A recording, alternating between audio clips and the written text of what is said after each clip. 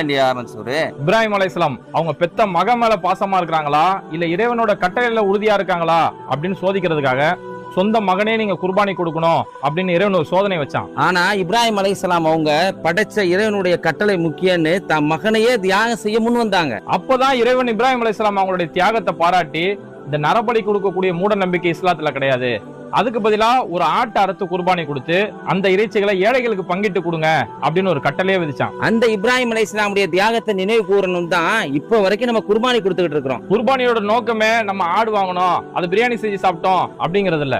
இறைவனோட கட்டளைக்கு முன்னாடி எனக்கு எதுவுமே பெருசு இல்ல அப்படின்னு நிரூபிச்சு காட்டுறதா இந்த குர்பானி. அதனால சிகரெட்டு இது மாதிரி போதை வஸ்துகள்லாம் இஸ்லாம் வன்மையா கண்டிச்சிருக்கக்கூடிய பாவங்கள். அல்லாஹ்வுடைய கட்டளைன்னு இந்த ஹராமெல்லாம் நம்ம ஒதுக்கணும். அதுதான் உண்மையான குர்பான், அதுதான் உண்மையான தியாகம். நம்ம கடையில இறைவன் பரக்கத்தான வியாபாரத்தை கொடுத்திருக்கிறான். ஆனா அந்த இறைவனை வணங்குறதுக்கு கூட நம்ம கொஞ்ச நேரம் 5 நேரம் தொழுகைக்கு நேரம் ஒதுக்க முடியல.